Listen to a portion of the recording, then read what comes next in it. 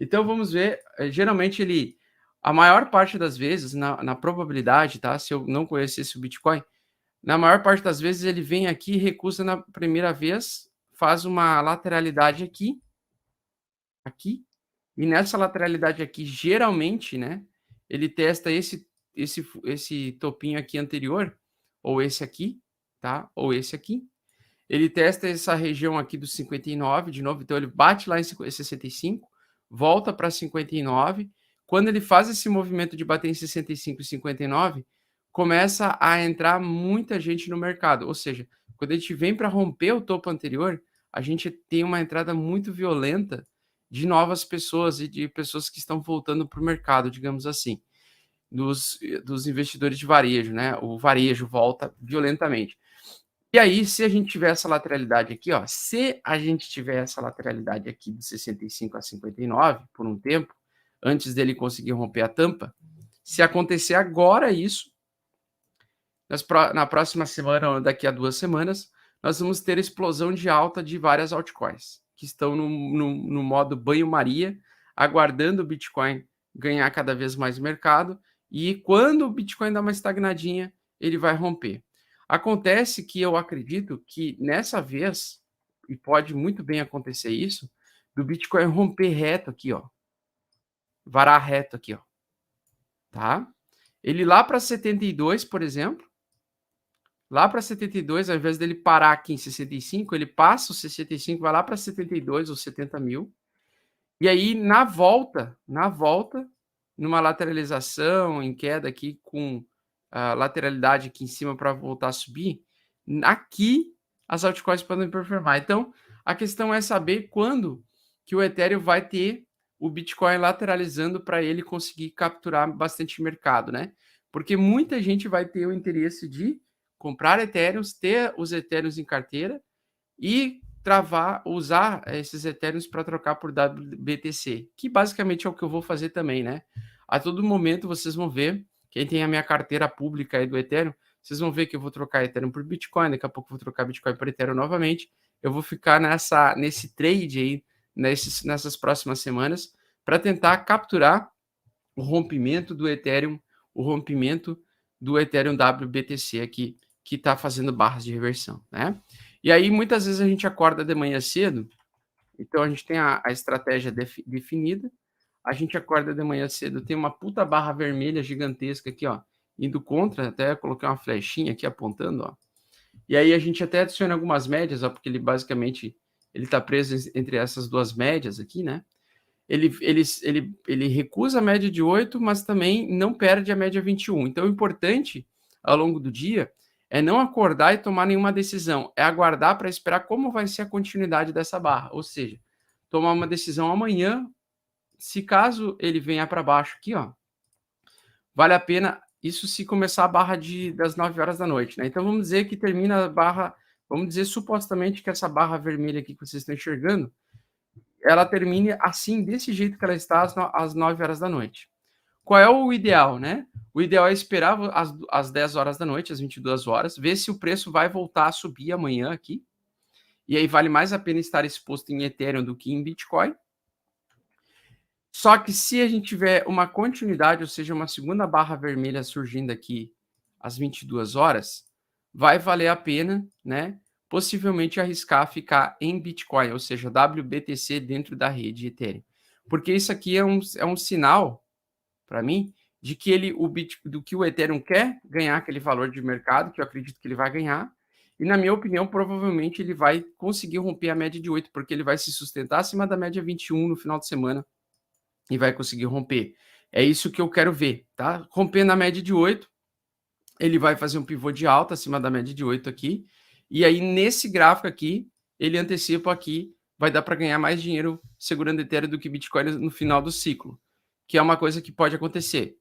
Se ele começar a recusar hoje às 9 horas da noite, então se ele abrir às 9 horas da noite a próxima barra, continuar vermelha, né, continuar em queda ou indefinida, perdendo a mínima dessa barra aqui,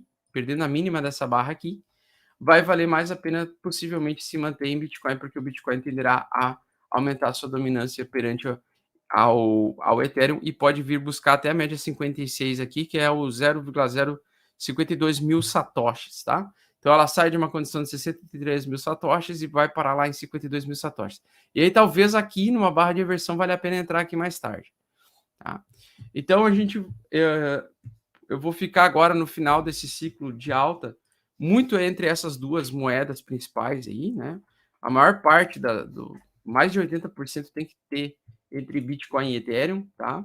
Tem que estar entre essas duas, porque quando a gente elevar o valor aqui, passar o topo, essa galera aqui, ó, que tá baixo o interesse do Bitcoin agora, ou seja, por que a audiência cai e a audiência é altíssima aqui?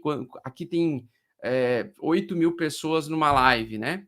Aqui aparece 8 mil pessoas na live quando o Bitcoin está com interesse de 100 ao 100% aqui no Google, ou quando ele sobe um pouquinho também, como aconteceu recentemente aí nas grandes quedas. Então, nas grandes quedas, o interesse também começa a aparecer, porque as pessoas querem pesquisar por que o Bitcoin está caindo, por que o Bitcoin... Tanto é que as minhas lives que deram mais audiência solo, fazendo sozinho, foram aquelas em que o Bitcoin derreteu 50%, 20%. Por quê? Provavelmente muita gente estava em altcoins e Bitcoin, mas a maior parte em altcoins, e tomaram na cabeça mais de 50% de desvalorização em um dia, ou em 3, 4 dias, e praticamente ficaram traumatizadas, né? São os famosos preguiçosos, o cara que não quer entender a dinâmica do mercado. O cara simplesmente se assusta com aquela condição, acha que aquela condição vai ficar ao infinito, mas na verdade é uma condição temporária para o preço continuar subindo ou para o preço seguir uma tendência de longo prazo. Então essas coisas não tem, e é inevitável eu vou recomendar de novo o curso Mestre Bitcoin, link na descrição, cupom, cadê o cupom aqui? B3 morreu? Cadê o cupom B3 morreu? Para as pessoas que querem estudar, porque é nítido a diferença entre pessoas que estudam nesse mercado e as pessoas que não estudam. O comportamento não é porque, não quer dizer que pessoas que estudam não vão ter prejuízo, elas também poderão ter prejuízo, só que pelo menos elas estão na fase de aprendizado, elas estão na fase de, ao invés de se fazer de vítima, ficar traumatizado, sair falando mal do Bitcoin e do mercado, e não entender que o problema é o comportamento das decisões que elas tomam, não é o mercado em si caindo, que é o vilão, não é o Ethereum, Bitcoin ou altcoins caindo que eles são os vilões. É a ignorância que é vilã. A ignorância é a maior vilã do ser humano, né? É onde faz com que você não consiga resultados absolutos, né?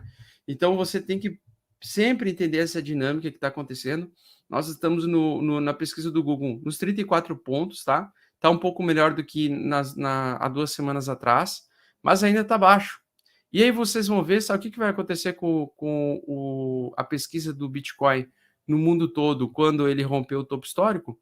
Ele vai sair de 50 pontos, vai voltar para 100, numa escala muito rápida, isso vai acontecer.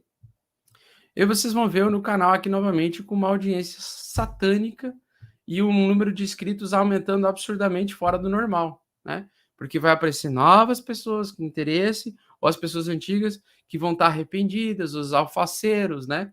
Que vão, eu tô preocupado em não perder meus reais. O cara não se preocupa em perder Bitcoin, ele se preocupa em perder reais. Esse é o problema, né? O cara tem medo de perder os reais e ele ainda não tem na conhecimento suficiente para entender que um Bitcoin ou que uma fração de Bitcoins, que satoshis, vale muito mais do que um Bitcoin que se desvaloriza o dobro a cada 2, 3 anos. Então, eles não entendem isso.